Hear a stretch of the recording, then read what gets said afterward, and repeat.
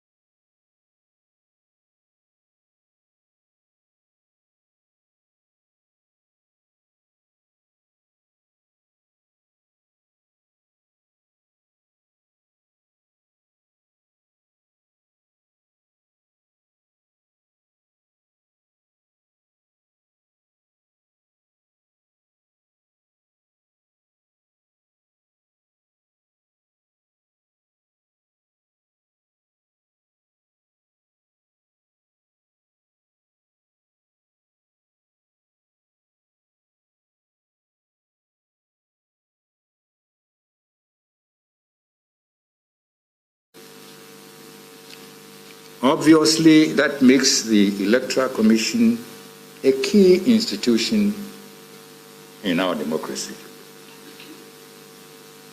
However, that is not to say that the Electoral Commission is the most important factor in a democratic election.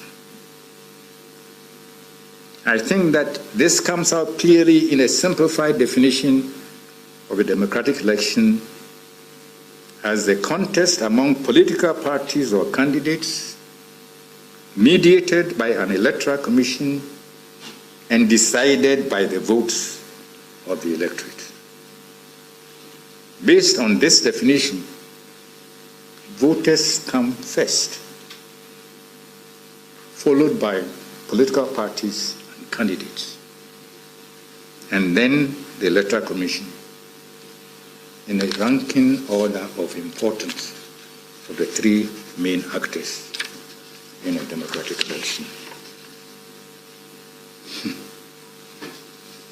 I think the justification for this ranking is rather straightforward. There can be no election at all if there are no candidates.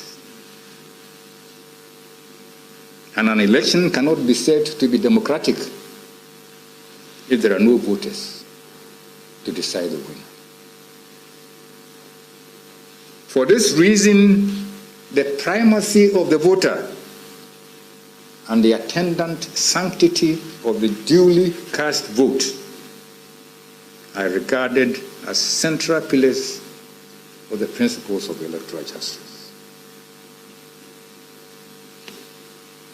The ranking also underscores the need for political parties to be closely involved in the electoral process. In this regard, I think that the Electoral Commission must view the Inter-Party Advisory Committee, IPAC, as a convenient forum for discussing changes to our electoral practices, irrespective of whether the intended change originates from the Commission or the parties.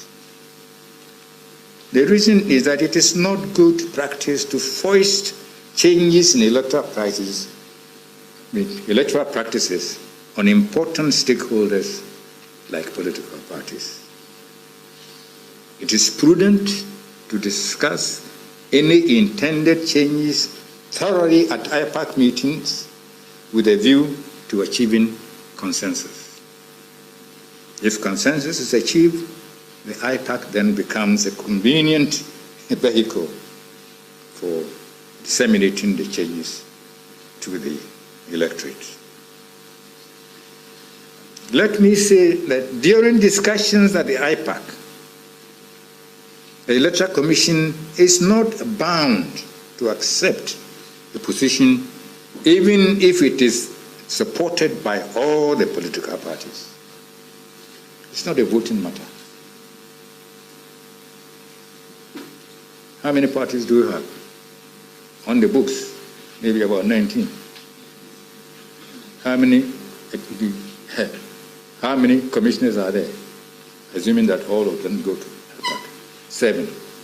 If all of them, then it will be 19 to 7. No, it is not that kind of matter. And the reason why they are not bound to accept some decision, even if all the political parties support it, is that the political parties can take a stand which constitutes an obstacle to the realization of the electoral rights of the people. When that happens, it is the duty of the Electoral Commission to uphold and protect the rights and interests of the people. I'd like to give a very simple example. The political parties once wanted the Electoral Commission to make it mandatory for people to produce their voter ID cards on election day before they are allowed to vote. The Electoral Commission said no to this no card, no vote campaign, explaining that it is the Constitution and not the card that creates the right to vote. The card makes it easy to identify you as a registered voter. So, on election day, if your name is on the register, which is the legal requirement, but you don't have from voter registration through voting operations to the collation of votes and the declaration of results. In doing so, it must pay particular